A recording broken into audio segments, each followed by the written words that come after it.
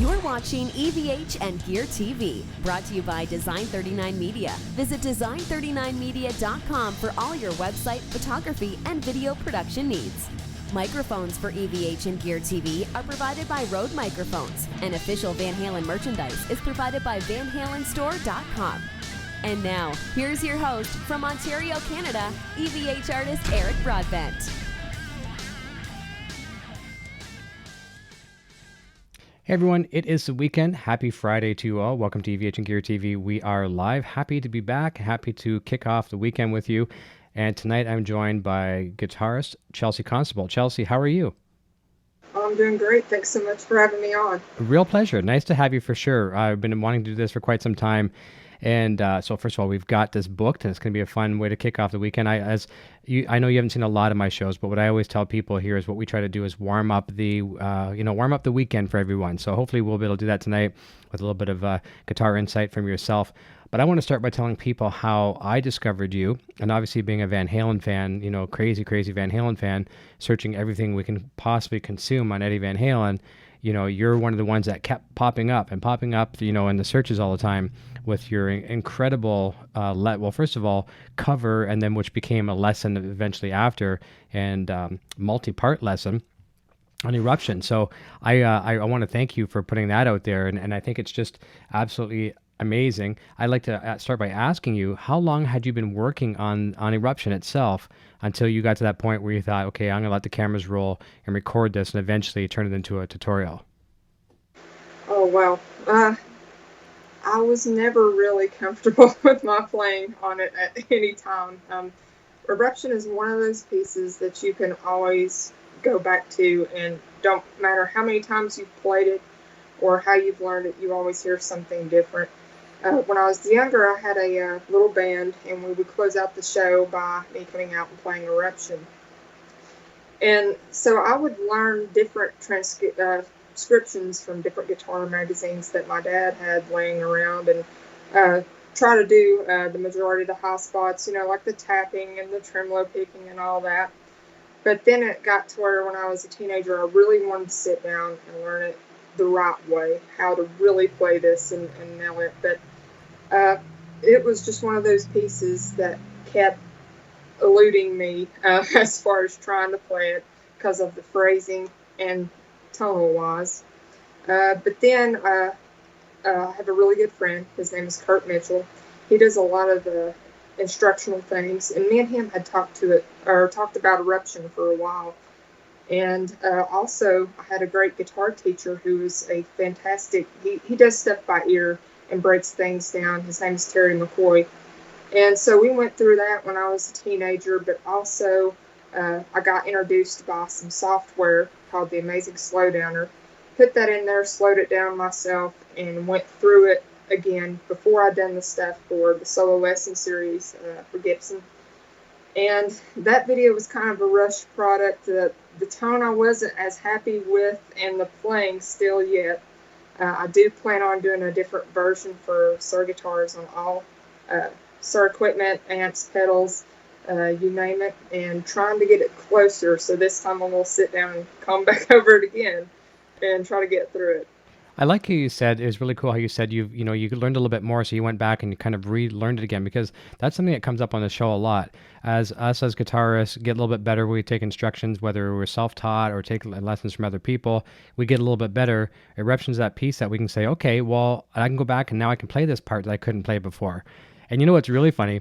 As much as I love your tutorial, I hate it at the same time. And it's lighthearted. I don't mean that in a bad way, but because I get a certain part that I learned, watching someone else's tutorial, then I go watch yours, and I'm like, oh, I'm not doing it right. And the parts I thought I was doing okay over here, then I watch you play it, and I'm like, oh man. And you got to go back to the drawing board again because you've explained it the proper way. I find there's a few of them out there that are really good. I put yours up on the pedestal for sure. Jamie Humphreys from Lick Library, I like his stuff. Obviously, Pete Thorne. Pete Thorne had one of the first ones on YouTube, pretty close to it, as far as, back in the day before there was even anything like longer than 15-minute uploads. Yeah, it is all the time. Yeah. Yeah. It's like even some of your old videos, it's in the 4:3 format, the old square, not HD. A buddy of mine, Tyler Hodges, he's another one that does a really good version as well too. So you take all those things, and like you said too, you had all these transcriptions from all these different magazines. I think you could honestly take 15 transcriptions of Eruption, and probably 15 of them are going to show you a different way to play it. Yeah, that's the frustrating part. So I just relied on what my old guitar teacher had told me how to do, and that was really listen to things. And when you're driving down the road listening to a song, you listen to it differently, as if you was to sit down and pick up the guitar and start paying attention to every note that someone is playing. So as I said, it's always a work in progress, that piece is, because as my playing matures, I find that I might phrase something maybe more like Eddie, because I can get through the part better, as you were saying. And I always want to try to get the tone closer. That's the thing too. The notes are one thing, technique and feel are another thing, and then the sound, right? That sound sometimes is so hard. So yeah, we'll talk more about your version here shortly in the program. But when you're doing that, I think you're playing the one time, you explained it on a Gibson Les Paul, but you played it on a Gibson Explorer, correct? Yes, I did. Yeah. I have been through a lot of equipment over the years, and this is part of the mystique that you was mentioning earlier about the Van Halen part of playing. Pedals, pickups, amps, you name it. And I come to that conclusion one day while my dad and I were out at NAMM. I was actually performing out there, and I performed out at the Peavey booth, and Dweezil Zappa was coming on after me. Oh, wow. And yeah, he was doing sound check, and me and my dad was in there watching, and he was playing sections of Eruption. And me and my dad looked at each other and was like, wow. It's so great. I have never heard anybody, except for Eddie Van Halen, play it that close in my life. It's just the way, I come to the conclusion, it's the way you play it. If you want to sound like Eddie, you've got to play like him, and it don't matter what you're playing through. Exactly. You could play through a pig nose amplifier, you could play through a Helix, you could play through a Marshall or a PV or whatever. Even Eddie's own amps with EVH gear. You either have it, you don't. It's the way you attack it. So that'd be really cool. And I rate him really high up there too as far as Eruption. He's definitely, he's had schooling directly from Eddie himself too, obviously with a good friendship there. But even that you can take all that aside, you either have it or you don't. So that'd be intimidating for sure. Exactly, yeah. Yeah. Let's jump over to the chat for a quick second. We're going to say some hi to some people here, and I think there's actually a question for you as well, too. So let's do all that. We've got my better half, Nocturnal Butterfly, running the chat efficiently as she always does. Smooth as silk. Quentin James is here saying, hey, kids. Les Bell is here. Hey, Chelsea, Eric, and the EVH Rockers. Mike Francis is here. Hey, guys. Sean Close is here. Curtis Murata. Rudy Ayoub. I'm sorry if I'm pronouncing that wrong. Please don't hate me if I'm pronouncing it wrong. Robert Apple's here. Greeting Chelsea and Eric. Okay, and we already have a link. Sean was asking for a link for your YouTube, and Nocturnal Butterfly has posted that. We'll be posting Chelsea's links all night long, and also they are in the description as well too. So please make sure to check out the description down below after the show. Mitch Hannon is here. Let me see. Mike Francis, Chelsea, is your background? This is cool. Very good question. Is your background in bluegrass originally? Well, when I very first started playing guitar, it was based more out of rock, because as I said, my dad played guitar. That was his massive Van Halen fan. He got me into it and more of the classic rock stuff. But as I went through and got more into music and really loving all styles, that's when I started in bluegrass. And I actually played banjo early on. Maybe a year after I started playing guitar, so that was people like Earl Scruggs, Ralph Stanley was always a huge influence to me as well. I would imagine I love banjo, but I can't play a note on it because I can't, finger pick with like the rolling technique. I just can't do that to save my life. I'm not very ambidextrous or whatever the correct word is for that. But I would imagine with the real, what do you call it? Is it a rolling finger technique I'm not sure how to describe that. Yeah, just rolls. There's forward rolls, backwards rolls, all kinds of crazy different things on the banjo. And it's stuff that I've tried to apply on the guitar over the That's years. what I was going to say. That should probably help tremendously when it comes to acoustic guitar, and then some really cool techniques on electric guitar. And we're going to talk about a player down the road, who you and I know. We talked about this off the air. Another Suhr artist could probably adapt that technique a lot to guitar as well too. So we'll talk about that. So I think that's really really cool. Let's continue down the chat because I think more questions popping up, which is awesome. I love questions from the fans here and the viewers. Chris Linkson, hello, Eric Nocturnal Butterfly. And yeah, Mitch Hannon says, is it Hannon? Hammond, I think. I'm sorry, I can't. I'm so blind. Says I thank Chelsea for the eruption tutorial. Mike Francis says my music started in bluegrass from Kentucky, so it makes sense. I love Chelsea's Sultans of Swing video. Yeah, that's the Mark Knopfler video. That's on your website. One of the easiest ways to see some of these are on the website and then under media. Correct? Yes, Yeah. exactly. Check that out because all the cool ones are right there for you. There's it's so cool. We're kind of setting up what's coming on the show, but we're going to talk about some of the blues. We're going to talk about Jimi Hendrix is on there. There's Stevie Ray Vaughan, the Sultans of Swing we're talking about. The Eruption videos on there. It's a nice kind of organized. You could spend a weekend and just on that one page, and you could learn some great licks. So let me see. Sean Close says, "Wow, she's freaking good. Thanks to the link. Now I'm a fan, and I might even take her lessons." And we're gonna get into that, how they can find out too. I'm telling you, why would I have a guitar player on the show that's not good? No, that's awesome, guaranteed. So Les Bellin had a question there somewhere. Okay, this is a good question, and this will lead into some of the endorsements that you work with, but we'll still focus heavily on those down the road. Okay. Les says, what amps do you use? And you know what you can do? Maybe you can say how you've graduated through different things, some of the things you've used and where you're at now and what makes you happy with them. Well, I used to early on, I dabbled in a little bit of everything, rack effects. I went through the boutique stuff, Mark Cameron amps, David Bray. But right now, my main amp is the Suhr Hedgehog 50. I absolutely love that amp, and kind of how I got introduced to that was when I got introduced to Suhr and started playing their guitars. I would check out all their demos, and then I found one of Ian Thornley giving a demo, and I was like, I've got to have that amp. So it was just so versatile. He went from clean to distorted to this mellow thing, and it was just awesome, and it completely sold me. So that's my main rig right now. That's really cool. And you know what? Since how you mentioned Ian Thornley, that's something I was going to ask you. And we talked about this off the air. I'm a Canadian, so I obviously know Ian Thornley more than some of the people in different parts of the world. But what an absolute amazing player! Like probably, I don't want to sound too bold by saying this, but probably one of the best guitarists in the world overall. Like within, it's certainly up there. And being a Suhr artist, and I saw some of those same demos that you're talking about, with doing the slide, I mean, there's nothing that guy cannot do good, but it certainly makes that sound good. But I'm just I want to get your opinion. Obviously, you said you've bought an amplifier almost based on that, but what do you think overall of him as a player and maybe even a singer too? Well, Sean, I absolutely love his voice and love his style, the way he plays the guitar, his tone, his songwriting, as I mentioned earlier, and love their new album, Gray Street. Been listening to a lot of that, and love Ghost, The Oath, that song. All those are great. That's a good one.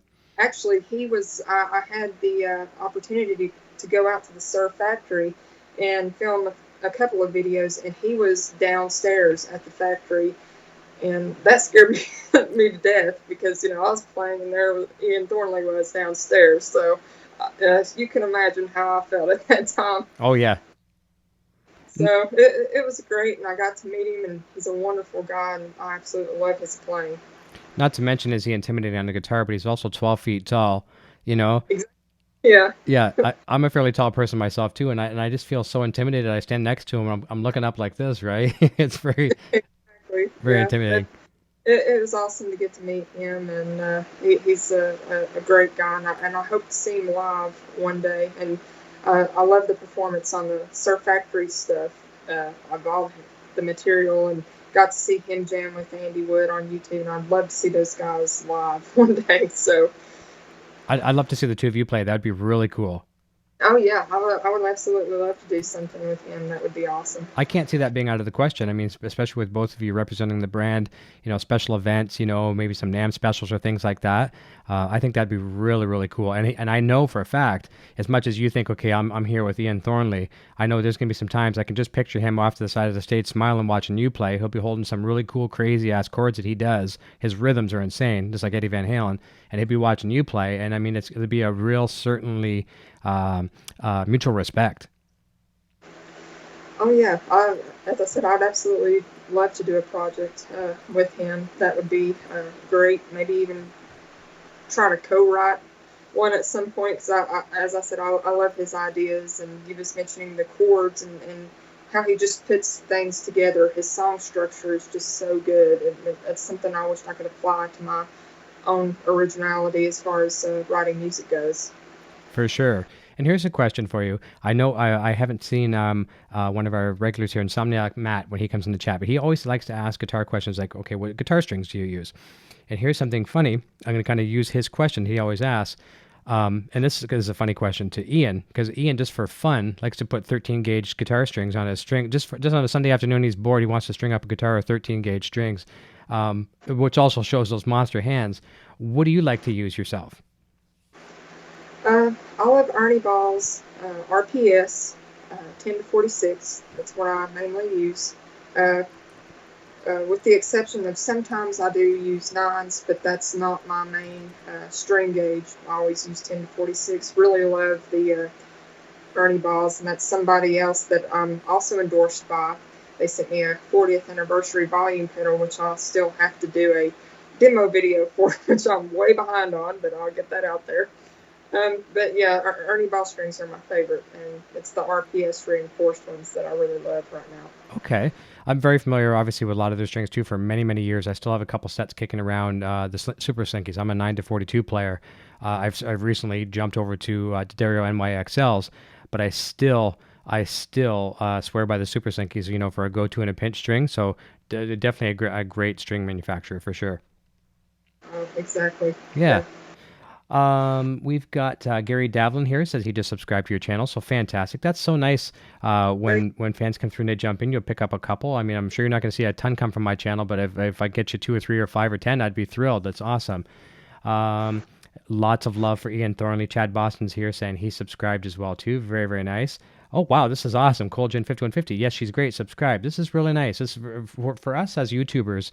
It's a really cool thing when we just do our thing every week, whether it's Chelsea doing instructions or if we're doing a talk show environment here. Picking up 2 people a night is a great thing. That's a really nice thing, and it's more people we can interact with. So thank you for subscribing to her. That's great. Guitard 75 says this girl kills it. Yeah, fantastic. We're getting some great love here as well too. I just want to go back to Eruption just for a quick second. Did you, and this is cool, you also said too that you plan on reinventing it again as far as your demo with Suhr. Everything's going to be Suhr. But did you have any idea that it was going to be as popular as it was when you did it? Like, I don't even know the exact number, but I know you're well over 150,000 views, and maybe I'm even less than that. Maybe it's more than what I'm saying, but it's a crazy amount of views on it. Did you think it was going to be as popular as it was when you you and your dad let the camera roll?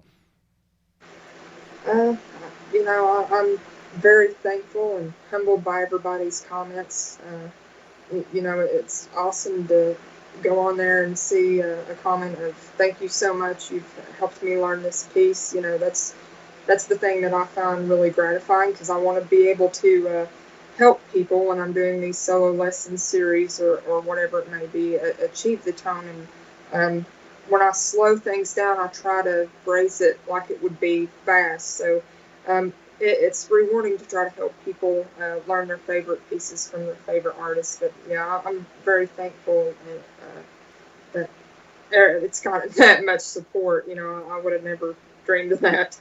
Well, the good thing is a lot of people are searching for Eddie Van Halen, and obviously you've got good tags in there and everything else. People are finding you, and whether or not that's the reason why they're subscribing to you, maybe it's some of the blue stuff, or maybe it's some of your own stuff. I guess you'll take it any way you can. As far as if someone discovers you, that's like music, right? People discover artists, whether they might go see, like perfect example last night, the boy and I went and saw Smashing Pumpkins in London.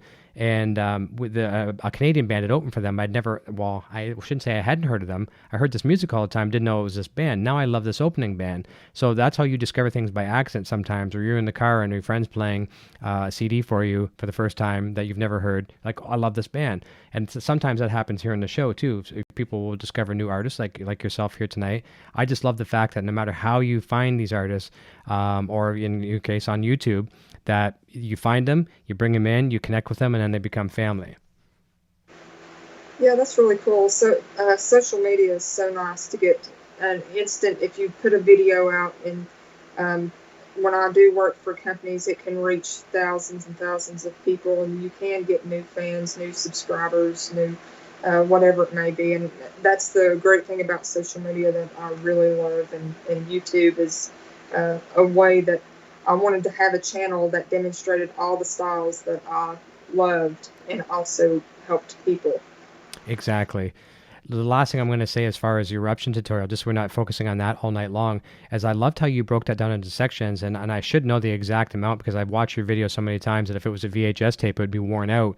But I think it was almost like 16 parts, and I think it's like people don't realize how many, if you break down Eruption into sections from the first pick slide to the, everything, there's so many little parts. And if you do break it down like you've done in your video, you can realize that, okay, if I try to tackle Eruption as a whole, this is a hard piece. But if I break it down over these little chunks, it's like a big little bites of a big pie, right? It's a lot easier to digest and get through.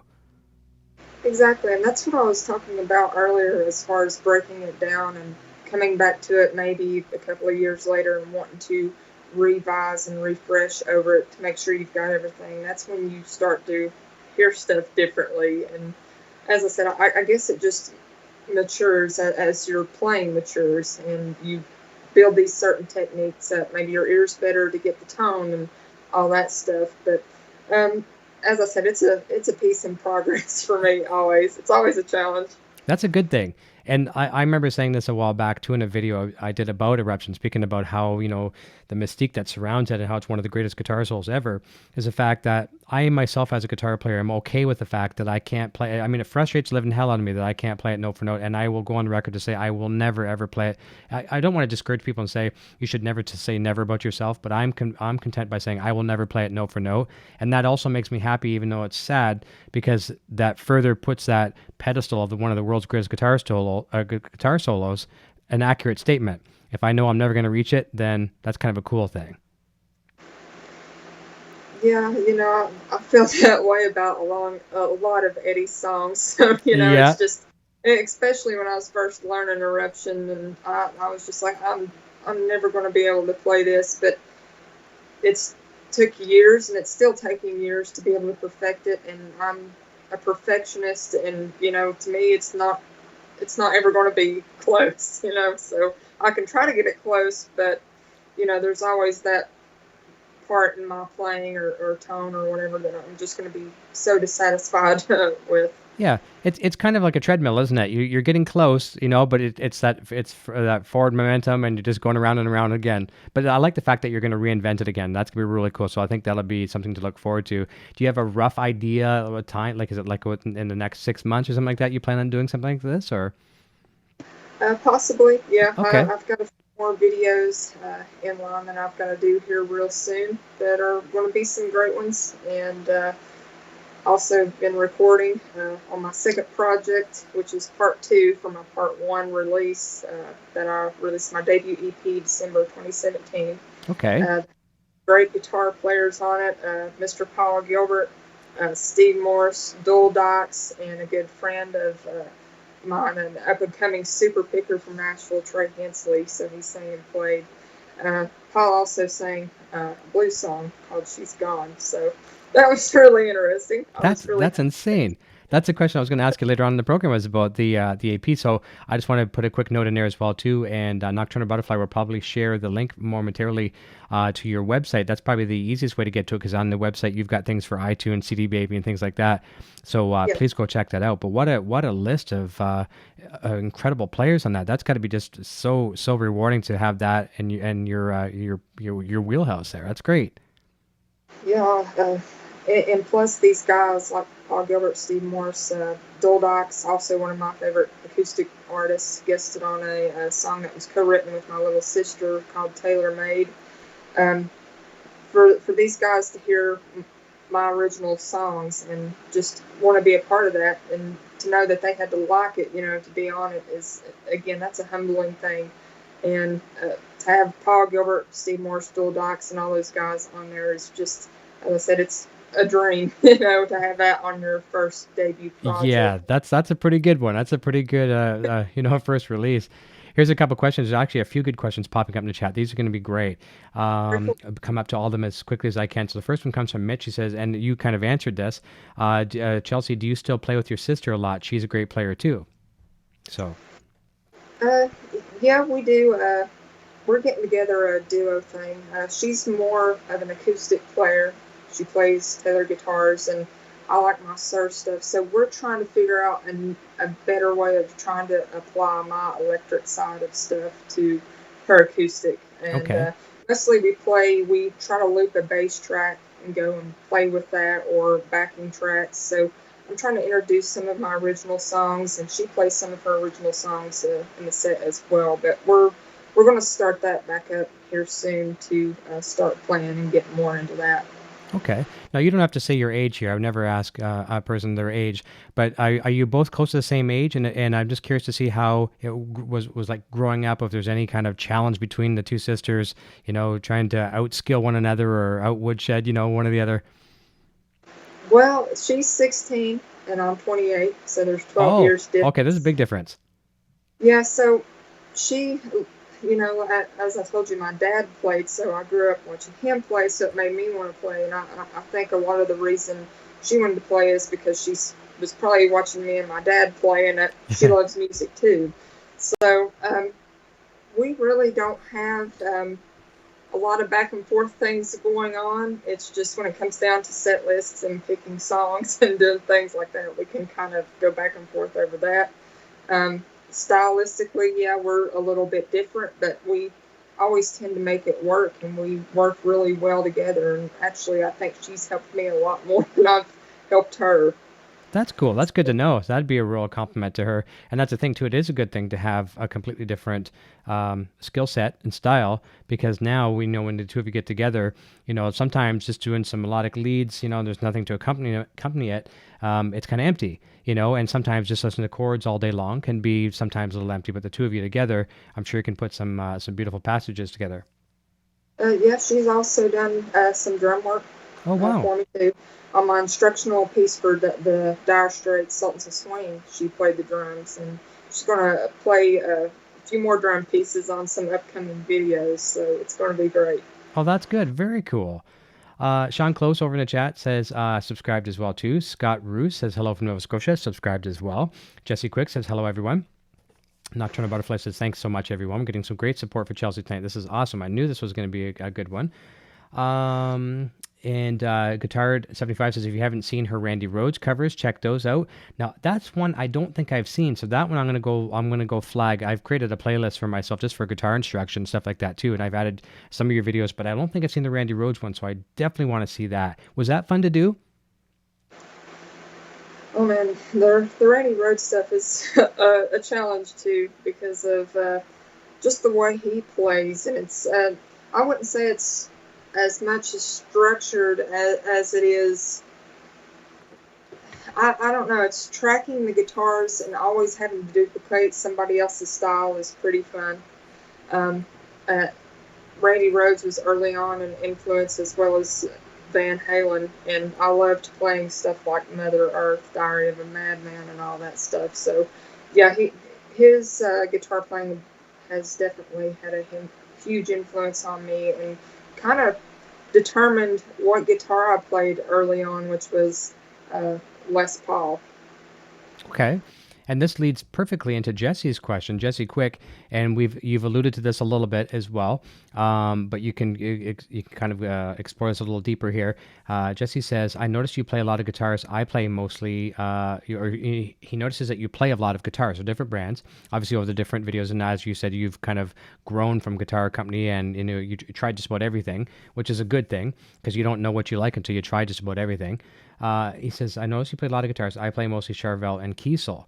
What do you play now, and what do you like or not like about all the different guitars? So it's a very in-depth question, but maybe you can say some of the things that maybe some necks were just too big for you, whatever, or not comfortable, flat profile, wide, whatever, but you can say what you've gone through into where you are with Suhr and really what made those shine for you. Well, for sentimental reasons, my dad gave me a Black Les Paul Custom. It was a 1997, and I played it closing out the show with Steve Morris for the Les Paul tribute show, and that had been my favorite guitar throughout years of playing and all the makes and models that I had been playing. But I had got introduced to John Suhr, and I believe it's 2007, and I got introduced to him by a rep of mine from Celestion, Rick Skillman, and we kind of kept in touch with each other for a few years after that. I was committed to another guitar manufacturer at the time, but finally I had sent another email because my needs, I liked the direction that he was going with the guitars, the stainless steel frets, the flake jobs, and all that, and just the attention to detail that he gave. And that's something that back then I was putting 8-10 hours a day on the guitar and just wearing out the frets. And stainless steel frets is something that was a big personal need of mine. So I got back in touch with John, and I think it was 2014. They had sent out a Classic Pro for me to try and demo on some videos, and have been playing their products ever since then. But my current favorite right now that I'm playing is the 80s MK2 shred guitar that they've got, neon drip. It's a wonderful guitar with the Aldrich pickups in it, and you'll see it on an upcoming video, and the guitars just sound awesome. Well, that's fantastic. Well, that definitely answers that question for sure from Jesse. So thanks for the question, Jesse. Mike Francis, we've already answered this question, but I'll certainly acknowledge it. He's asking any plans to do more collaborations with your sister. I saw some videos linked with the Taylor Guitars a couple years ago. So yeah, you're working on some things coming up with her. So that's fantastic.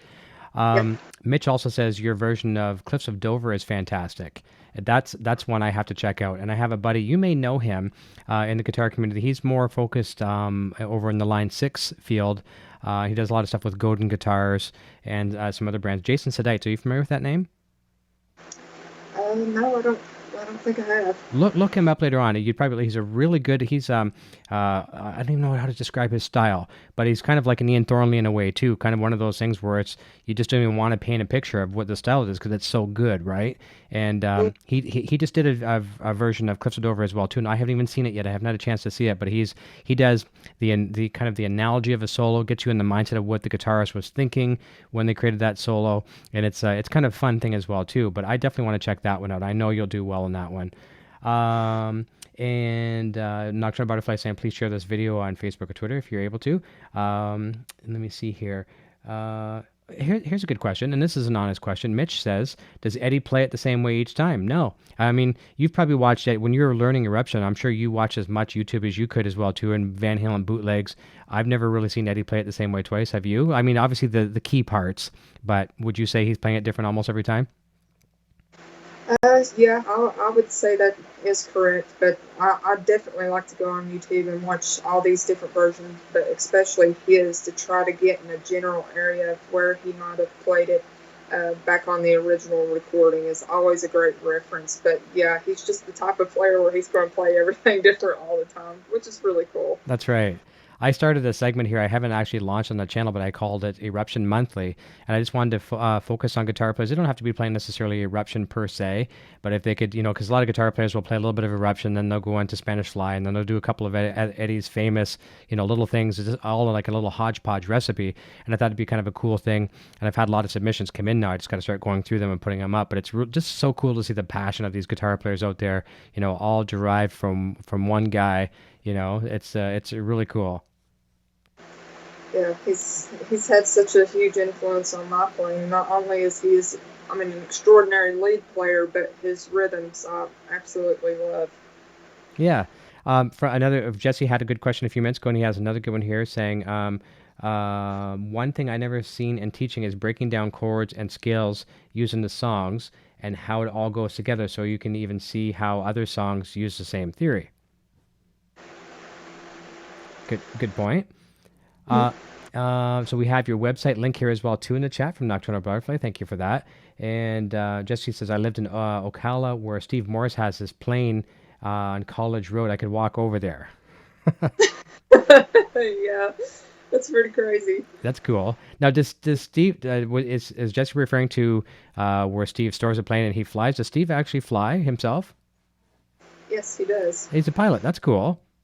Yeah, he was I guess at one point he completely got out of the music business and became a commercial airline pilot, I believe. And then he keeps planes that he likes to fly, and he flies a lot of different places himself. So if he has a gig or something, so that's pretty interesting. That'd be nice. I would love to do that. If you're going to play, normally a 4 or 6 hour drive, a 10-hour drive, whatever it may be, flying your own personal plane, that's very rewarding, relaxing. That'd be great. Yeah, not having the hassle to go through the airports, get checked, and all that. I would love to skip that too. Yeah. That would really. Crying babies and drunks on the airplane and all that other kind of stuff you got to deal with. Yeah, I absolutely hate that. Yeah, and I'm sorry, sir, you can't check, or sir, ma'am, or whoever, you can't check your guitar in the overhead, all this kind of stuff. Yeah, I hear that Southwest is pretty good about putting their guitar on the overhead, but at one time I was trying to hide my Suhr guitar in the gig bag. Yeah. And got caught at the very end of the plane ride. So they was like, well, you need to put this up, but it wouldn't fit. I was so concerned, with something happening to the guitar. I have a lot of horror stories of the guitar just coming down where you go to pick up the luggage and the case be open and the guitar right there because they just want to sling your equipment. And, I hate airlines for that. I can imagine. I've seen some of the worst stories, some of the most horrific stories of guitar travel. And, they just don't realize that, these things are our livelihoods, and not only that, even if you're not making money off the instrument, it's very, very, it's your passion. It's something that's so, so very important to you. That's how some people cope with life, is just having that instrument they can play. And to see that destroyed in front of them, which might be their only instrument, is a very, very heartbreaking moment. Yeah, I've been lucky to maybe have road cases damaged and things like that, but luckily no guitars completely destroyed, so I'm happy about that at least. Good. This is Les Bellin says, Chelsea, would you try EVH guitar amps? I know you endorse Suhr, but because you're chasing the EVH tone there for so long, have you ever even played through any of the EVH gear 5153 amps at all? I've played through the PV products. Okay. And really loved the 5150 amps. And as I said earlier, I think with all the guitar tone, the pickups, the guitars that you use, it's more about playing like him. And as I said, I've got an amp now that I really love, which is the Suhr Hedgehog 50 that can pull anything off. I know because of John Suhr naturally, but yeah, I've tried those products, demoed some of those products, and they were really good amps. But as I said, I like the way the Suhr is voiced and how it comes through. It reminds me a lot of the chords off the old recordings, how Eddie would hit the stuff and it would be so clean and clear, besides everything be so muddied up, and the Suhr definitely delivers that aspect. Yeah, I guess a nice articulation. Yeah, exactly. Okay, that's cool.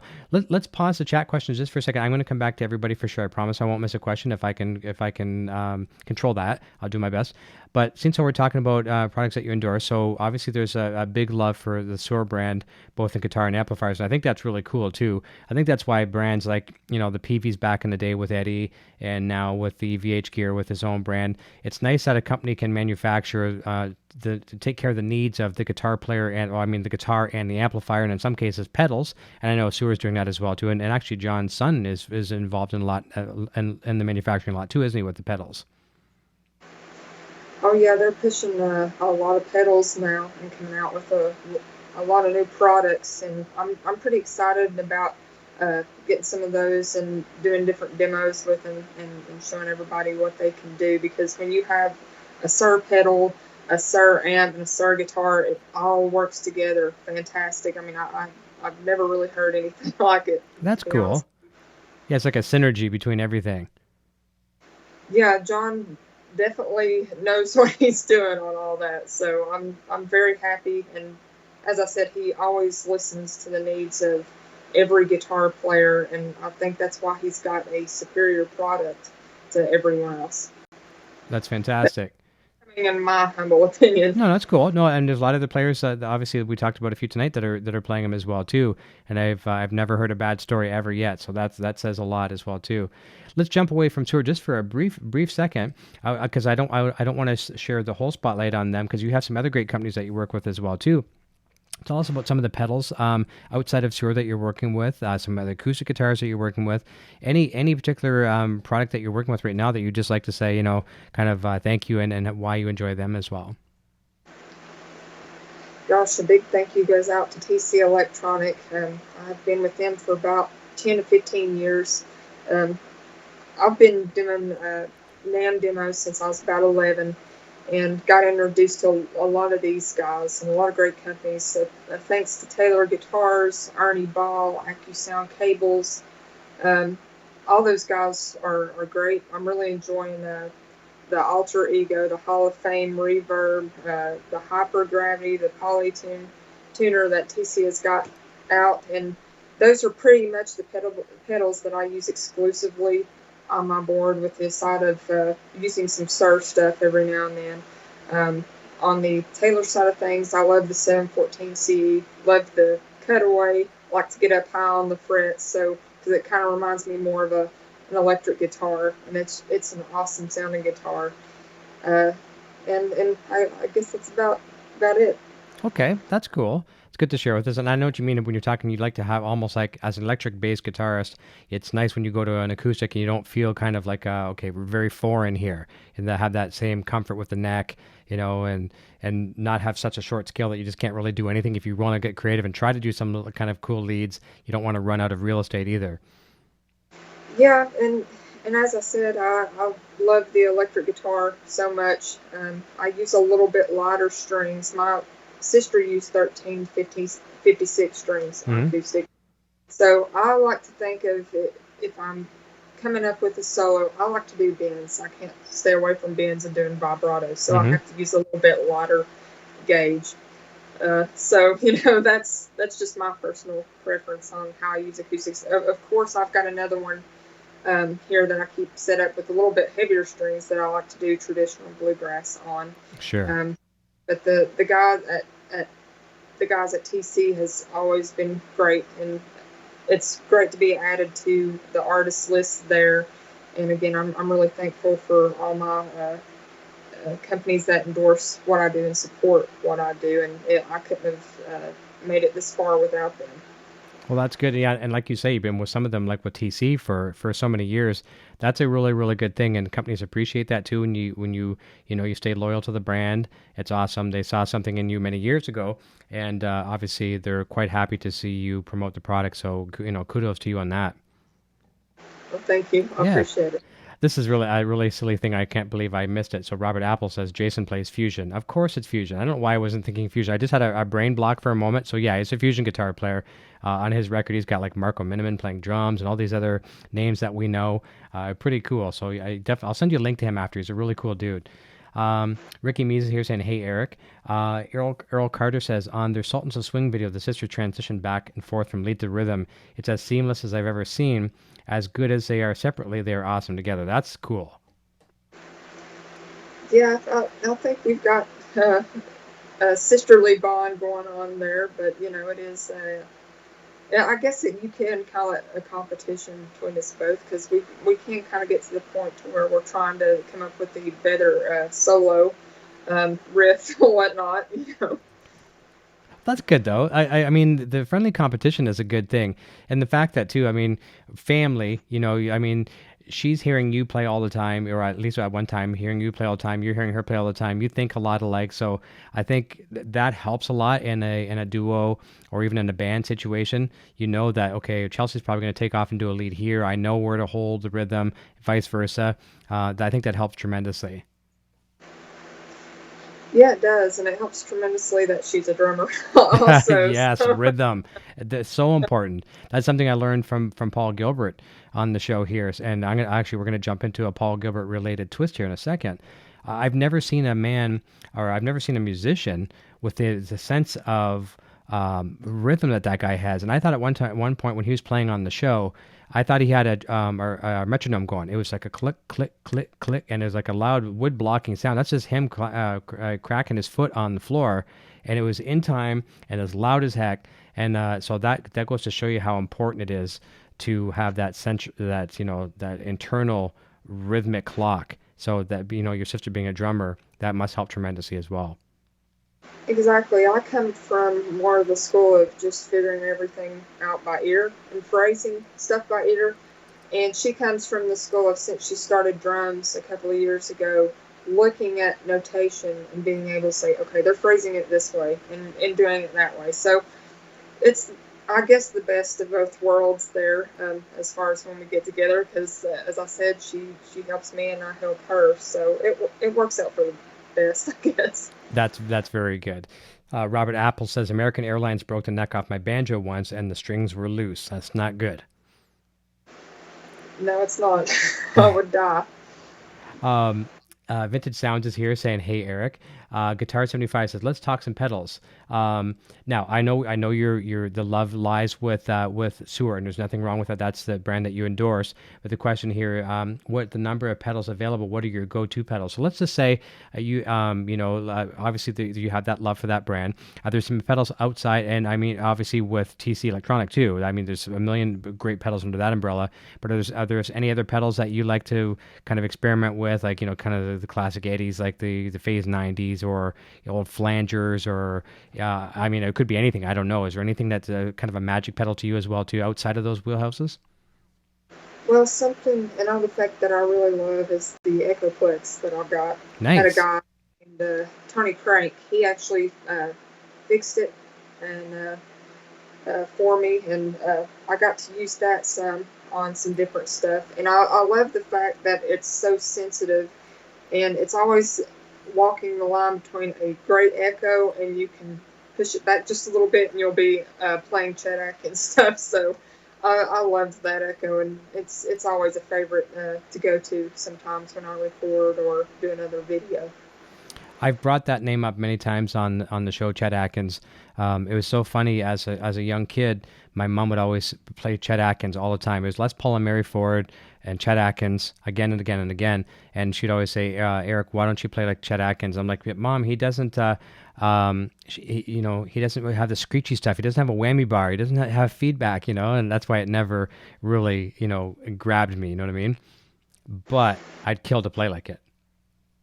Yeah, I think the first time I had heard of his music was when my papa was listening to some of his music, Chinatown, My Chinatown, actually a version he done. And I don't know, from going to listening to all this distorted stuff, then going out to their house and hearing that and it clean and having this echo and this old reverb, I just fell in love with it as soon as I heard it. And I was like, who is that? And he was Chet Atkins. And so that's another piece, the Chinatown, My Chinatown. It's kind of like the Eruption, yeah, that stuff. And it's something that again, you could comb through that and hear a bunch of different things. And that tone, I could. That is one of my favorite tones, aside from a lot of the Les Paul and Mary Ford stuff. Just the layering that's involved in that style. Like, I mean, you hear this with, like, you're talking about echoes and distortions and things like that as well too. It's just like, it just becomes this layered texture that a lot of people, we'd be surprised how many people that actually influence today, even in hard rock, that, they'd probably, if you sat down and talked to them, had a lengthy interview, that those names are going to come up a lot, and you're going to say, wow, I would have never thought about that. Yeah, I love the players like Chet Atkins, Jerry Reed, and Les Paul. They're some of my core influences. Gosh, and as I said, the sound on the Chinatown, My Chinatown, that is just the top for me as far as that overall style and genre.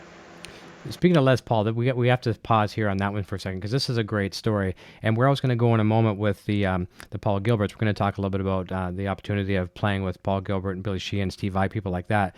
But this is a really cool story, and I'm just going to set it up for you, and you please take it away. So at a fairly young age, you had the opportunity to not only play in front of Les Paul, but probably be one of the only guitar players using a Les Paul that evening.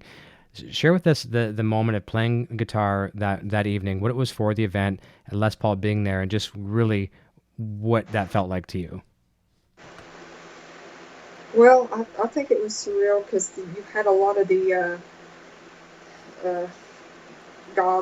great guitar players, the older generation of guitar players there, as well as the newer generation of guitar players there, and it was just kind of a mixed crowd. But it was really, again, a surreal experience. And when I went out on stage and I seen Les sitting there, as I said earlier, I was just on autopilot. And then on the other side, you've got Steve Morse, who you're playing on the Pop and Stress Fest with. And I was pretty much scared out of my mind. I was gone. And like we was talking about earlier, I'm thankful for the muscle memory, and that just kind of took over. But it was a tribute show to Les Paul.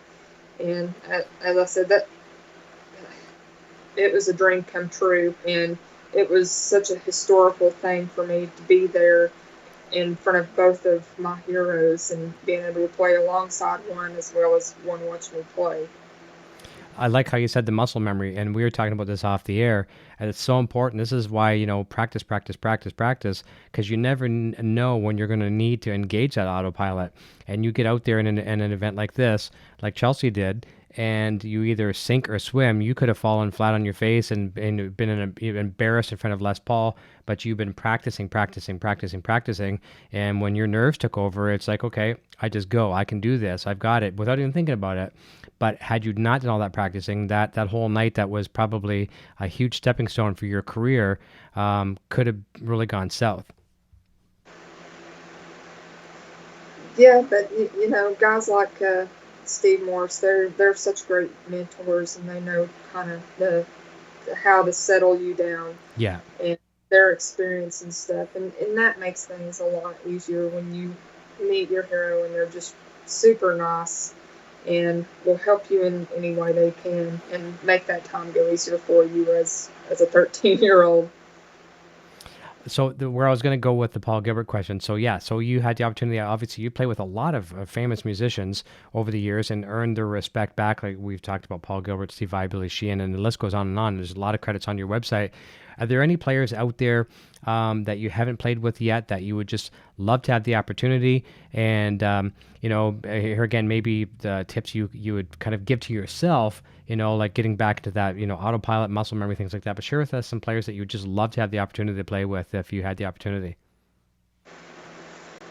Oh my gosh, to play and record with, I'd love to do something with Mark Knopfler.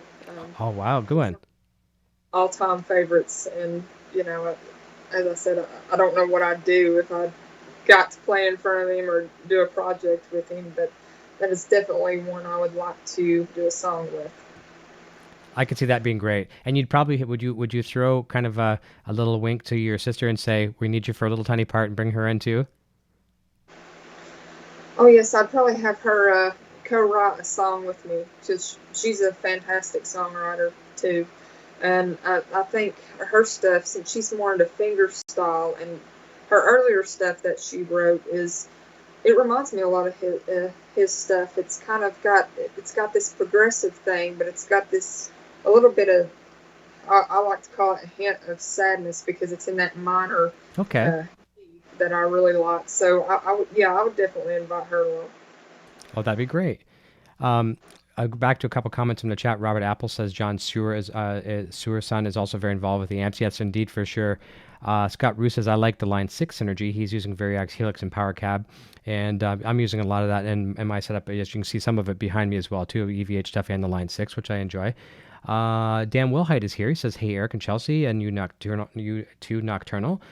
Sean Close says, you are fantastic shredding other guitar music, but do you have an original music or you have done or are currently working on? And if so, we'll be putting any on YouTube. So explain once again for Sean what the music is contained on your first EP. Now you're working on the second one, but kind of give a bit of a synopsis or a recap of what's on the first EP. Well, this whole project, part 1 and part 2, is basically about all the styles that has influenced me over the years. I just released a EP December 2017, and it's got blues, bluegrass, country. It's kind of that. It's where if you was to come to East Tennessee, where I live, it's the music kind of what you would hear around here. You would hear bluegrass players, some country players, blues players. So that's not the style that I really started out on, but subconsciously, I guess I picked that up somewhere along the line, and that's what it kind of translated to. But part 2, which will be released pretty soon, is going to be more of a progressive rock metal type thing. Nice. I'm working on a single right now with Steve Morse's producer, Bill Evans, which is going to have some special guests on that, so stay tuned for that. It's going to be great. Oh, great. So yeah, it's basically based off the styles that has influenced me and some of the people. I guess it's kind of a reflection off of what Steve Morse done years ago. I believe it was called Major Impacts. I believe he had a 1 and 2, and he was going off his favorite bands like Emerson, Lake and Palmer and Rush and people like that, and combining all these styles and writing in that vein. So I guess I can say it's kind of a tribute to everybody that has been influenced on me, and I've been blessed enough to have some of the people that has had that influence on me on my stuff. That is absolutely fantastic. So that's for you, Sean. We kind of recap. We did mention this earlier, as a couple of people are mentioning in the chat, but I know if you join in late, you might not have heard that, so it's totally fine. Let me see here. Scott Roos also says, Arkansas Traveler is an amazing song by Chet Atkins. There's no doubt there. David Ennis is here saying, hi everyone. Ron Padgett is here. Let me see here. Robert Apple said, this is a really cool point that Robert is saying. Someone I heard once say, amateurs practice till they get it right. Professionals practice till they can't do it wrong. I like that. I like that. So no matter what you do, you try your best to mess up, and you don't, and then you're doing something pretty good. Yeah. Do you ever find, the next question we're going to jump into in a second is talking about your YouTube channel, and I made a joke about this the other day. So I was working on with my Line 6 Helix, and I made a really cool Van Halen patch. I mean, preset that's I could really nail the vintage tone, and I would love to hear you play Eruption through it because it would sound amazing. But anyway, so I got this tone match, like really, really good. They got the reverbs nailed, got this, just the lack of gain, where a lot of people think there's so much gain. And I go to record, and I thought, okay, I'm ready to go. Before I hit the record, I'm playing, and I'm nailing parts that I normally couldn't, I'd never ever nail. And I'm like, well, this is great. And then I hit the record button, and I did, this sounds crazy, but I did 50 takes. And out of those 50 takes, I just recorded for a second, so all the QuickTime movies are saved on my computer. So there's 50 of them. And I'm saying to Nocturnal Butterfly here, I'm like, I can't do it. I can't do it. I can't do it. She's like, you're trying too hard. You're trying too hard. And literally, when that damn light comes on, it just drives me crazy. Like, how does that freak you out sometimes? I'm sure there's been times, I mean, you're incredible, but we're all human. We make mistakes. Does the camera light mess you up, mentally? Yes, I can have pre-production on something and practice and practice and practice and feel like, okay, I've got this pretty decent. go into the studio, be filming a video or recording something, and the first note I hit, just I'm gone every time. And there was a time where I was recording a video and I done a lot of takes because I just wasn't satisfied um, with how I was playing. So yeah, you definitely have those days where sometimes I think, okay, I can go in and this will be painless and I can get through this, and then it just ends up being the worst thing ever. You know what I think the comfort is for us, though? Is the fact that, well, obviously every creative individual is their worst critic. For the most part, we're hard on ourselves. But I think Yeah. we probably overanalyze it. And even I probably could have put out one of those 50 takes and I got a couple of feedbacks in, not too bad, or yay, give you a little pat on the back or whatever. But I think we're too hard on it, because even the ones that I'm sure you've shot some videos where you finally put them out there and you're like, oh, I don't even want to put this video out there. And then all the heart pouring of support comes in. Wow, this is amazing. And then you're like, all right, I got to stop being so hard on myself. You know what I mean? You want to critique what you're doing, but it's never going to be flawless, never going to be 100% perfect. You have to get it to the best that you physically can, and eventually know when to walk away from it. That especially in the recording world, you need to know, okay, this is, and stop, no more. And then we're done. Producer, engineer, finish it for me, please. My part's done. There's nothing else I can do to contribute to this piece, and let them do their magic. You need to know when to walk away from some of these things sometimes.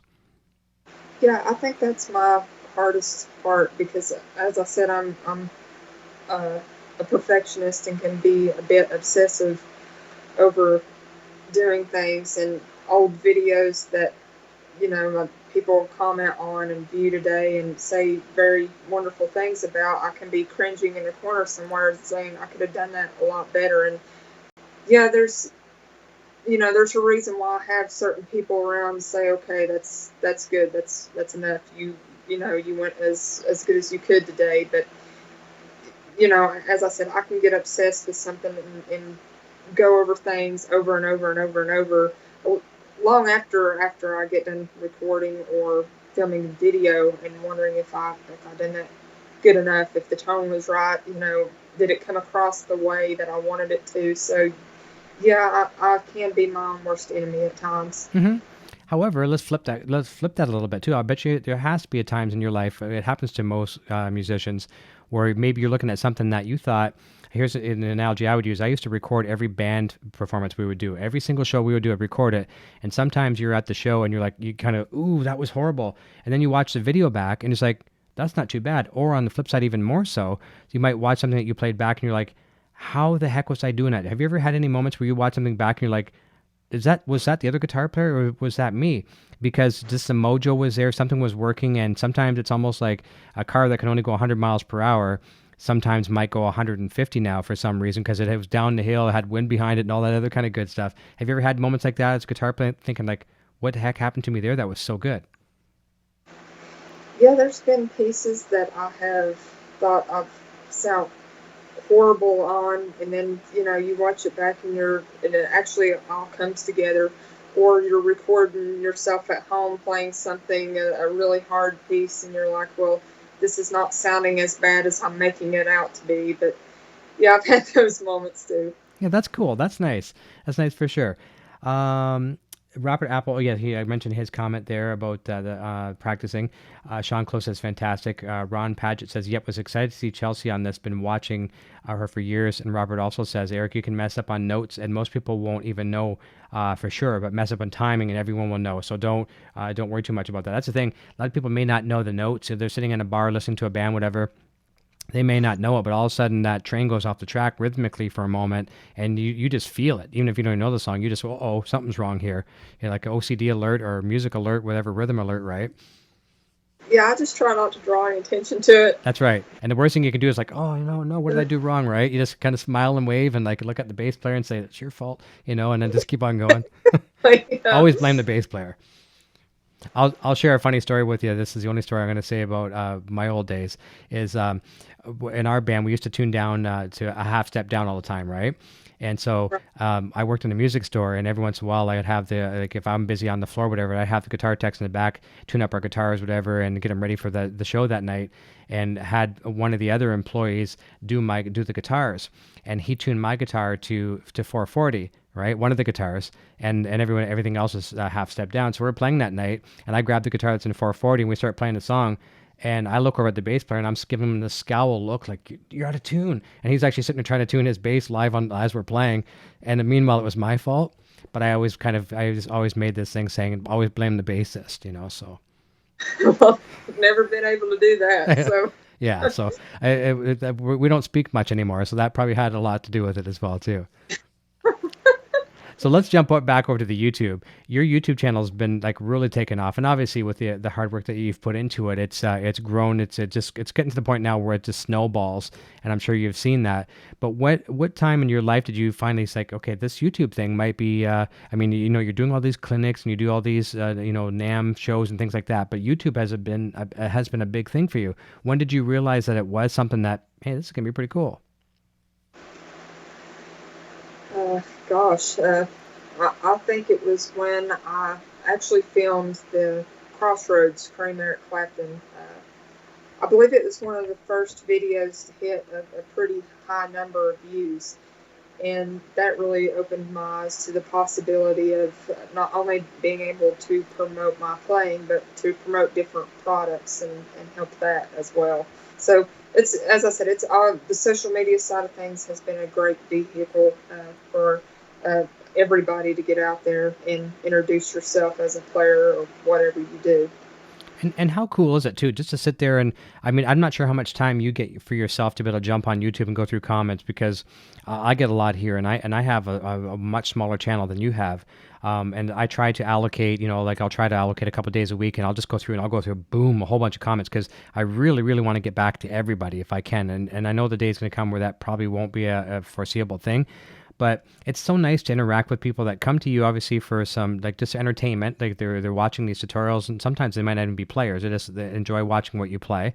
Other people are players, and they want to learn. But then the conversations that stem from that, it's probably so cool for you, the friends and fans that you've made on every corner of the globe. Oh, yeah, it's wonderful to meet people on the internet as far as interact, and then you go out to NAMM shows, and it's the people from those comments, and you get to meet them in person. So that's really cool. And then they can introduce you to different people that can help you within the music community. And a lot of ideas that I've been entertaining here was getting with other players that has YouTube channels and doing like something like a super jam, maybe with all the Suhr artists like Pete Thorne and Ian Thornley and Andy Wood and players like that is a new idea that I come up with, and I would really like to tackle. That'd be cool. Did you ever have that moment? I mean, I know you did for sure, but I just wanted to know what it felt like, where you're going to some of these first conventions and stuff like that after the channel's been starting to grow, and people are like, "Hey, that's Chelsea Constable." Did you ever get that starstruck moment where you're like, "Oh, cool," you're like, they're recognizing me? Yeah, that was I don't know. It's pretty embarrassing to me because you hear people whisper and stuff, and it was a cool experience, and I've had a lot of, again, supportive people that have been really nice to me over the years. So, yeah, it's all been a pretty good experience overall. A nice, warm, fuzzy feeling at the moment, for sure. And then you just kind of, focus on what you're doing. But that's very cool. It goes to show you that all the hard work that you put into it is appreciated when people, they want to run to meet you and things like that. That's really cool. Yeah, it definitely makes you feel good about what you do. Yep, it makes it it makes the whole world a much smaller place, doesn't it? It does, yeah. Yeah, I mean, it's global. We talk about people watching these shows, and they watch from all different, places in the world. But, the internet really shrinks that down into a manageable, all we're separated by is time zones now. We're not separated by miles. We're just time zones. This time difference, as long as we can get something out there where people can watch it, it's great. Yeah, it always blows my mind that you can put something out and, like you said, the time zone separating us, somebody across the ocean can comment automatically or email, and that's just a fact that blows my mind, because when I was growing up, we lived in a real rural area, and we didn't have the internet or nothing like that. Mm-hmm. But it's still pretty crazy, the social media side of things, being in touch with all these people, and as I said, it gives people great access to learn different things as far as all the instructional stuff that's going on. So it's gave me a great opportunity to be able to do what I do.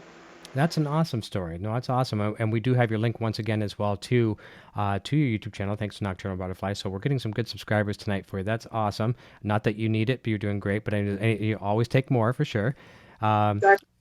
That's right. Robert Ortiz says, great talk show. Thank you, Robert. I appreciate that greatly. What was the question I had? I had a really good question here for you. Oh, yeah. We were talking earlier about on your website. So on the media, you've got some of the videos that are kind of the really popular ones. And some of them were the blues ones we talked about earlier. We had Stevie Ray Vaughan, Jimi Hendrix. Obviously, we had some of the Mark Knopfler stuff as well, too. And Clapton as well too. So I wanted to ask you and kind of share with us how important the blues was. I know we talked about some of the Chet Atkins and things like that as well too in a different style, but I want to focus more on blues. How important was that to you as a musician, and what would you say to people out there how important blues could be to them if they were accepted it and just kind of at least acknowledge it and listen to it? Well, I always loved Jimi Hendrix, but my favorite blues song was Red House. And Oh yeah, listen to that. I mean, to me, that's just the ultimate blues song. But also, again, I will always credit my dad for getting me into these types of classic blues rock players that were very vital in helping me develop my voice as far as in vibrato and how I went and thought about things. Because I think the guys like Clapton, Hendrix, Billy Gibbons, Stevie Ray Vaughan are pivotal in someone's early learning experience as far as playing guitar. So blues is super important, but not only that, when you first learn to improvise, it's always over blues, and it's such a great thing and a tool to communicate. A lot of people love that style. The Billy Gibbons side of things with him pinching the harmonics, and I really like Bitter Drinkers and Hellraisers. That's one of my favorites. You just, I never tire of that stuff. yeah, it lives forever, and I like the fact that you said that as well too, because Van Halen did a great cover back in the club days, of Beer Drinkers and Hellraisers, and you got Michael Anthony just doing those, the Hellraiser part, it was just so awesome. And that's a good song just to play, just to chunk away on, and even if you don't know Billy Gibbons' solos, a lot of times with blues, especially for an amateur player like just kind of starting out, there's a lot of fake it till you make it, and you can kind of fake it a little bit, and not sound horrible. I mean, sure, when you're trying to get into some different progressions, those sour notes could get a little bad. But I think as a beginner, you can have some fun with the blues and be inspired by even your mistakes, because it's something that you can show your buddies and still sound pretty good. Yeah, and that's what I always loved about it. But seeing Billy Gibbons play and just how he can have four notes and make a fantastic line with it is something that I'm always working on, because I mean, speed's not everything. No. And you've got the guys like Billy Gibbons, as I said, who can just say something so powerful with just a few notes by doing vibratos and stuff in just the right places. That is just, it gives me cold chills when I hear it. And Stevie Ray Vaughan, because we talked about in the same wheelhouse there, Stevie Ray Vaughan could play one note on guitar, sing three notes, play six notes, sing one note, and just that back and forth he would do. And he's like the Ian Thornley as well too. You can take away the guitar talent, and he's just as good a singer. And 50-50 either way, like virtuoso up both Ian, both Stevie Ray Vaughan. Yeah, before I even really played the guitar, I remember sitting up on Saturday nights and watching Austin City Limits with my dad and seeing Stevie Ray Vaughan, and I just kept thinking to myself, I would just, I mean, I loved his playing because I would listen to his songs. He was my first favorite guitar player before I started playing guitar. And I would sit there and watch him and think, gosh, I will just never, if I start playing guitar, I will never be as good as that. So it scared me to death. And as I said, he was my first huge influence. And I did get in trouble for listening to a little cassette tape in a Walkman at school over that. So, but the teacher allowed us to listen to music. It was just, she had a rule of classical and smooth jazz, but, I like Stevie Ray Vaughan. That's funny. I really like that. I'd like to ask you maybe a little bit more. You can share as much or as little as you want about your dad. But was your dad, because you know he sounds like a huge catalyst in your career. Was he a club player? Was he a recording artist? Can you share a little bit about what his background was as far as performer? Well, he wasn't a performer as far as going out and playing, but he like myself, would copy his favorite guitarists and play. And a lot of the time when I started playing, I would be playing the rhythm and he would be playing the lead over the stuff. And that would be some of the most exciting things and great memories that I'll always have. But I mean, he was a great guitarist. He don't really play that much anymore, but he didn't really record any. I don't know why. I guess he just didn't like that aspect of it. Yeah. But as I said, he always played great. Well, we're very thankful here to your dad because that happens a lot with some of the guests I've had on the show here. Especially because a lot, obviously, you know, it's a Van Halen themed show, and a lot of the guests that come on here, they tell me that they were inspired by Van Halen by their parents, and it's just like thank you parents, you know. And I've never ever forced Van Halen on our boy Eric Jr. here. I mean, some may say yes, but it's indirectly forcing, I guess. You know what I mean? It's not intentional. It's as you're playing Van Halen 24/7, but it's so very, very cool. And at the same time, too, maybe I'll ask if it happened for you. Did your dad learn some styles of music because of what you listened to, and did he like some of the music that you listened to that he would normally not listen to? I think he did because me and him would talk a lot about guitar players, drummers, bass players. You know, who was better. But you know, his thing of he would always revolve everything around Eddie Van Halen as far as just number one. That's it. Yeah. But yeah, he started to get into some of the players that I liked as far as different country players. Jeff Beck, and he definitely got into Steve Morse and some Dream Theater stuff when I started listening to some more Wow. instrumental stuff. So uh, that was good. He introduced me to a lot of stuff when I began playing, but I introduced him to a lot of stuff as my styles and my musical taste progressed. Well, please tell him from us, say that we think he's a very, very cool dude. Well, That's awesome. Grass Hunter says Eastern Tennessee spawned some amazing talent. Trey Hensley and Chelsea, just to name a couple. What is it about that area and the people there? It must be just in the air. Maybe it's the inspiration, it's nature, it's just talent, right? It's in the gene pool, I guess. yeah, I think there's a lot of great musicians in East Tennessee. It's just the different area of the music around here in general. It's more based in bluegrass, and you know how certain areas, of course, Nashville is turning into a great uh, music scene as far as all styles, and Sure. I do a lot down there. And I mean, there's some incredible musicians at every corner. Yeah, one of the people we talked about earlier, Billy Sheehan. I mean, he's moved from L.A., which was his main home, and you know wanted to change of pace. But I mean, he's connected in the business in Nashville. Yeah, that's pretty crazy to hear all these guys moving to Nashville or have lived in Nashville for years. But it's really awesome too because I'm 4 or 5 hours away from it. So I'm glad that scene, as far as Nashville, is getting the credit that it deserves, and all the people down there are fantastic musicians. That's right. Dave Nassi, another player. I'm sure you're familiar with. He's been on the show. He's a friend of mine. You know, L.A. type guy. You know, all the time. You know, at least a session work and all that kind of stuff. Now it's Nashville, Nashville, Nashville.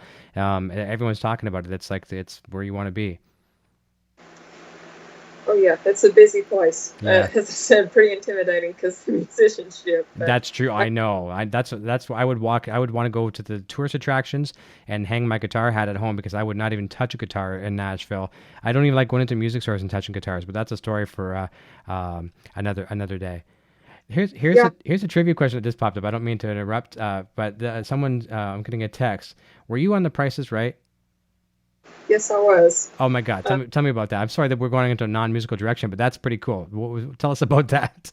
uh, well, that was a crazy experience. And again, another company I was working for, Line 6, when I was doing demos out at the NAMM show, I got introduced to a guy named Tim Godwin. At the time, he was the rep for Line 6, and he, at the time, he called my dad and was like, "Do you think Chelsea would be interested in playing on The Price is Right, demoing a Laguna guitar with it was a little beginner pack amp type thing?" And I was like, "Sure." And I come up with something and flew out there, and it was different though, seeing all the behind the scenes, being able to meet Drew Carey and play that demo out. And I remember when everybody was placing the bid on the product, they was wanting me to do this bar dive or squill and something between each bid. So it was different, but I had a fun time. Which Tim Godwin is also my rep at Taylor now. Okay. Well, I guess that question originated from Mitch Hammond. So thank you, Mitch. That's hilarious. That's very, very cool. I had no idea. It's neat to learn these little trivia things. I was actually on the Bozo the Clown TV show as a kid. Do you remember Bozo the Clown? Oh, You're no. too young. You're too young. You're too young.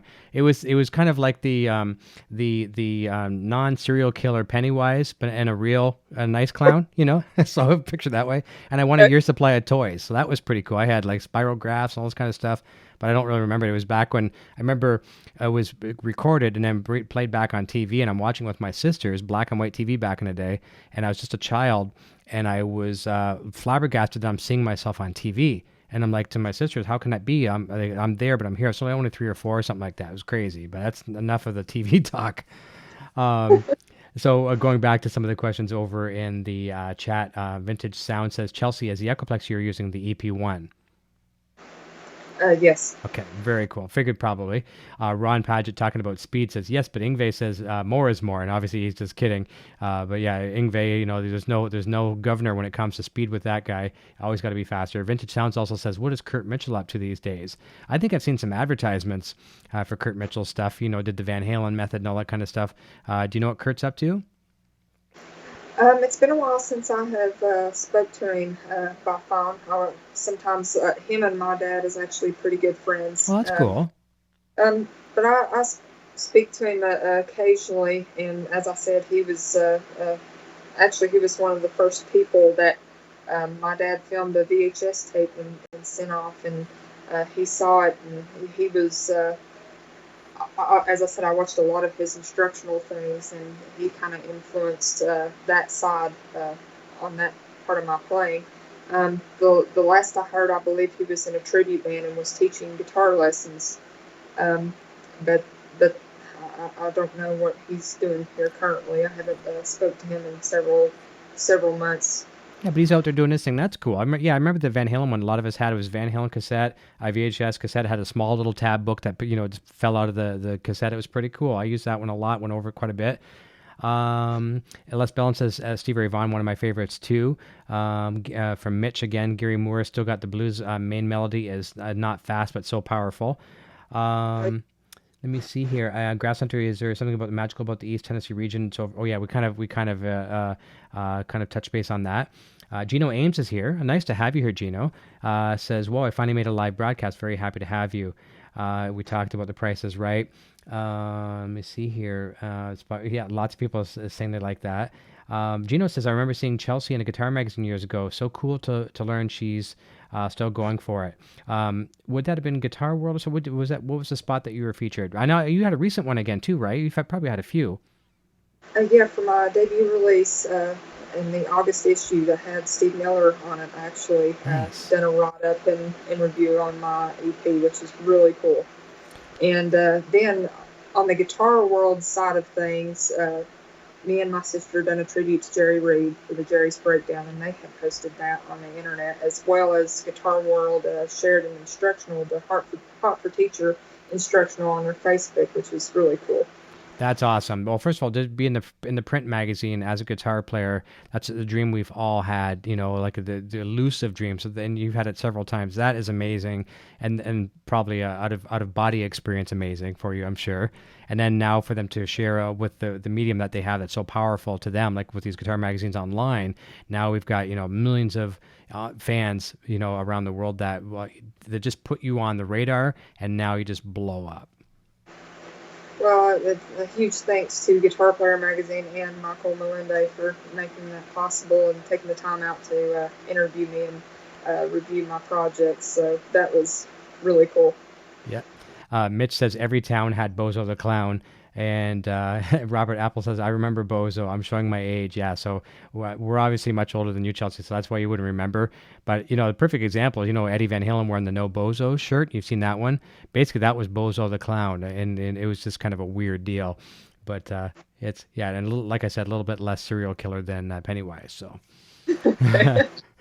let me see what else we got in the chat there. Nocturnal Butterfly is also mentioning we have a brand new line of merchandise available for everything from the EVH and Gear TV show here, the Helix Hour Kramer Corner, and our new brand, Broadstash. That's at broadstash.com, so thank you for that. So we're getting close to the end of the program here, and we're also getting close to the final quarter of 2018, which is really sad. I'm a summer guy, and I love the summer, and it's quickly, I guess I should say, eluding us here. What's next for you in the last part of 2018? Obviously, you hinted at a little bit about the EP, but you can recap that, the new one coming, and any other plans you'd like to share with us. Well, I got some very special videos coming up. Unfortunately, it has to stay under wraps, of course, as well as part 2.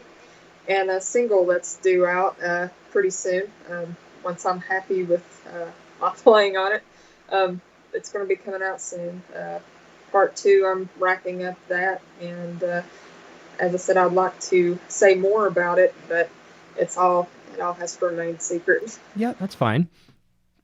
That's obviously you have to keep things under wraps when there's certain powers that be involved with it, and timed releases and press releases and all that good stuff. So we can appreciate that. We'll look forward to it. I mean, the best thing to do, I would say, for everybody to do, there's 3 things you can do here. Follow the website, which is the link is in the description. Subscribe on YouTube, and be sure to turn on post notifications. You'd be surprised sometimes how you subscribe to some of your favorite people like Chelsea and others out there, and you forget to hit that bell. And we put out a new video and no one sees it. It's because you didn't, or at least you weren't notified about it. And sometimes even with notifications, you don't get notifications. It's just a weird thing with YouTube, but you're certainly going to get a better chance of being notified if you are hitting that bell. So do that, and also follow Chelsea's Facebook page, which we have in the description as well too. Like that as well too. And with those 3 places there, you're surely never going to miss out on what she's doing. There's a couple last-minute really simple questions that we can probably get to here. We'll take these and we're going to wrap up, and hopefully we're a nice warm-up for your weekend, everyone. It's a pleasure to sit here and talk guitar, especially with someone as talented as Chelsea. Grass Hunter says fingers versus picks. So I'm assuming it's the age-old question. Is there a preference for you? I'm assuming with rock guitar or electric guitar, you're going to be a pick person, but maybe to share your love and hate of both.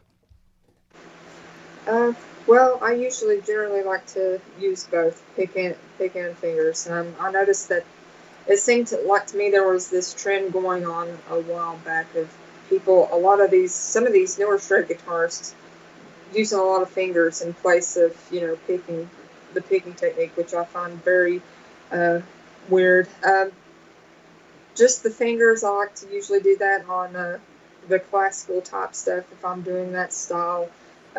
Picking, just holding down the alternate picking and trying to maintain that style and keep it clean is a everyday practice regimen, and that's the frustrating thing with that, is just keeping that clean and making sure everything comes out right. Okay, well said. Thank you.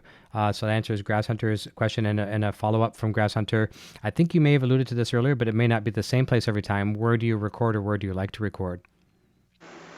Well, I just finished up my own home studio, and me and my sister, she actually runs Pro Tools, the cameras and all that, and we've done several of my videos that's went out for several different companies. So we're starting to record there and learn all the ins and outs for my newer stuff, and her stuff as well. So it's nice to have a home studio where if you have an idea at 3 o'clock in the morning, you can just go to your studio and not be rushed and not worry about anything and not have to bother anybody. But for my actual debut EP release in 2017, I worked with a great, wonderful producer. He's also a 2-time Grammy Award winner, Martin Walters. And he was very kind and awesome through all the project, and was extremely helpful and still is on any studio-related stuff. answering all the questions that I may have about Pro Tools crashing, all that Yeah. stuff. So it's always great to have somebody like that around. Certainly. Well, I also want to let people know here tonight. That's the reason why we're not having Chelsea perform tonight. I would have loved to have had you play tonight, but I'm going to extend the open invitation that anytime the schedule works with you on a Friday night, maybe towards the end of the year, and maybe even towards the end of the new EP, things like that, we have you as a follow-up come back on and talk about that. And I'd love to have you teach us all how to play Eruption and maybe some other really cool things here on the channel. Whatever you want to do, play some of your own work. Love to have you, because it would be a real treat to have some live performances from you. So I'll certainly reach out and try to work that out where you could be at the studio and perform. Oh, I'd be honored. And thanks again so much for having me on. Oh, our pleasure, for sure. A couple last minute comments here. Earl Carter says, great job on interview, Eric. This was a good one. Thank you very much, Earl. I appreciate that immensely. Nocturnal Butterfly, have a rockin' weekend, everyone. Thanks so much for spending time with us. Sean Close got some horns up and all the good stuff. Great show tonight from Vintage Sounds. Great show from Grass Hunter. Adam and Chelsea, thank you much for a thrill for me to see Chelsea on here. Ron Paget, hybrid picking. Yes, I like that term. That's used a lot. And Grass Hunter, thanks Chelsea for all the great answers. Robert Apple, great show tonight. Thanks Chelsea, Eric, Nocturnal. We know it. We did it. We're right at the 90-minute mark. This was perfect. This went really, really well. I'm so happy to have you, and I wish you the best weekend, fantastic weekend. Don't go anywhere. I'm going to say goodbye to you off the air. And definitely, I know we're going to have a round of applause by having you back. So we'll work something to have you back and do some rocking for us. Well, awesome. Thank you so much. No problem. Les Bell and Piers Thomas, everyone, thank you so much. Have a fantastic weekend. No Helix Hour this weekend, but we are back the following week, next week from this Sunday. Kramer Corner will be back as well this coming Tuesday. So everyone have a fantastic weekend. Be safe out there. Be good to one another, and we'll see you next time right here on EVH and Gear TV. Cheers. I am now on Patreon. If you enjoy my content and wish to support my channel and what I do, then please check out my Patreon page at patreon.com/EVHGearTV. Your support assures the continued growth of this channel and a fun community in which to share our love for Van Halen, music gear, and much more. My name is Eric and I'm playing Wolfgang guitar. Video production services provided by Design 39 Media. Visit design39media.com for all your website, photography, and video production needs. Microphones for EVH and Gear TV are provided by Rode Microphones, and official Van Halen merchandise is provided by VanHalenStore.com.